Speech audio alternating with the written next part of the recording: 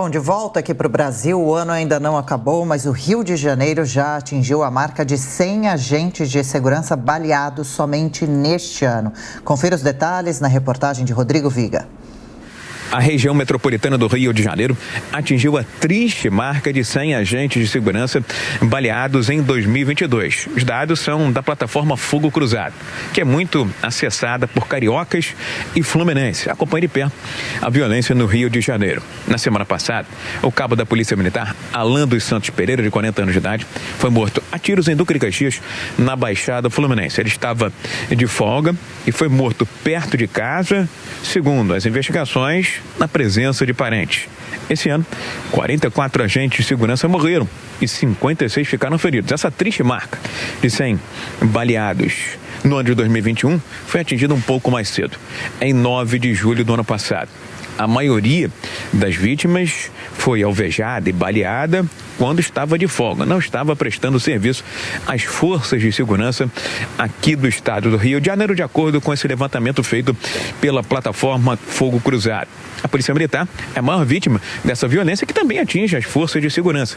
25 PMs morreram e 49 ficaram feridos, dentre esses 100 agentes baleados no Grande Rio nesse ano de 2022. É como se a cada 10 agentes de segurança baleados, este ano, 7 pertencessem à categoria de policial militar. Do Rio, Rodrigo Viga. Roberto Mota, sobre violência no Rio de Janeiro, você bem entende, acompanha o assunto, como resolver esse problema tão antigo e que só se agrava? Bom, a gente tem que começar primeiro deixando a polícia trabalhar. É importante lembrar que as operações policiais nas comunidades do Rio de Janeiro estão suspensas desde junho de 2020 por decisão do STF. Qual é o resultado disso? O Rio de Janeiro virou refúgio de criminosos de todo o Brasil. Eles fogem para cá. Algumas comunidades do Rio de Janeiro já têm fortificações, verdadeiras obras de engenharia, com concreto, com aço, que impedem a entrada de policiais. Essas comunidades estão se tornando, lá dentro estão se formando verdadeiros exércitos. A Polícia Civil do Rio de Janeiro estima que existam mais ou menos 55 mil homens armados com armas de guerra nas comunidades do Rio de Janeiro. Além disso, a polícia sofre todo dia com uma guerra contra a polícia. Tem um livro muito bom que fala sobre isso, eu recomendo para quem quiser entender, Guerra à Polícia. Em caso de dúvida, todo mundo coloca a culpa na polícia. A polícia é sempre a culpada, demonizada. Então, para a gente ganhar essa guerra, primeiro, a gente tem que deixar a polícia trabalhar. Depois a gente tem que dar à polícia o respeito que ela merece. Chapa, esse é um desafio de muitos anos, de décadas, e no caso da corrida ao governo do estado do Rio de Janeiro, as discussões são sempre as mesmas e nunca há uma solução, nunca há um fim nessa história, né? Pois é, Tiago, a grande questão é que justamente a impressão que se tem é que uma estratégia que não está dando certo vem sendo martelada e alvo de insistência constante dessa gestão. E não só dessa gestão, mas principalmente dessa gestão ainda antes, né, quando o governador ainda era o Witzel. Olha, a questão das operações policiais nessas regiões aí que estão sob controle do crime organizado, elas estão em tese suspensas, né, por uma decisão do STF, mas na prática elas continuam acontecendo, né? Para que elas ocorram, a polícia precisa informar ao Ministério Público e dar uma justificativa para as operações, como de fato vem ocorrendo, né? Então, muitas vezes eles afirmam que estão lá para fazer uma operação para apreensão de armas, uma operação para desbaratar algum tipo de crime específico, por exemplo, cooptação de menores e assim por diante, e as operações ocorrem, tanto que numericamente, se a gente avaliar, no governo, já na gestão Cláudio Castro, houve um recorde em número de operações e houve um recorde também em número de baixas nessas operações. O fato é que o Brasil, e aí a gente não está falando só do Rio de Janeiro, o Brasil tem um dos maiores índices de morte de policiais, de morte de agentes de segurança do mundo. E isso está intrinsecamente relacionado também com o outro lado dessa moeda, que é a alta letalidade policial no Brasil, ou seja, o alto número de pessoas que é morto em confronto com a polícia.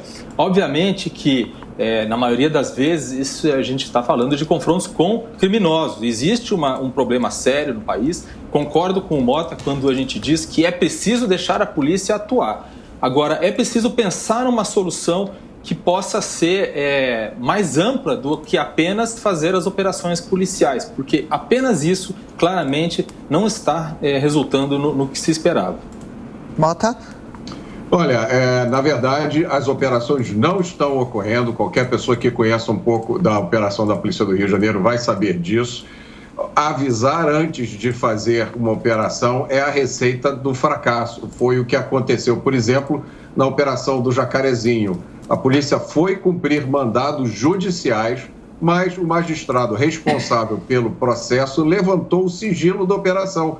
Então, os marginais foram avisados pelos seus advogados. Resultado é que, quando a equipe da CORE chegou lá, foi recebida a tiros de fuzil. Os policiais do Rio de Janeiro, eles não enfrentam um problema de segurança pública, eles enfrentam um problema de segurança nacional. É isso que acontece aqui. A chance, a probabilidade de um policial militar no Rio de Janeiro ser baleado e morrer é 7 vezes maior do que a de um soldado americano que lutou na guerra do Vietnã. Então, aqui o problema não é só do Rio, o problema é do Brasil inteiro. A gente viu o que aconteceu em Araçatuba, em Guarapuava, com esse novo cangaço.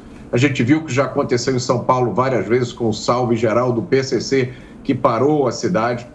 A criminalidade no Brasil está fora de controle.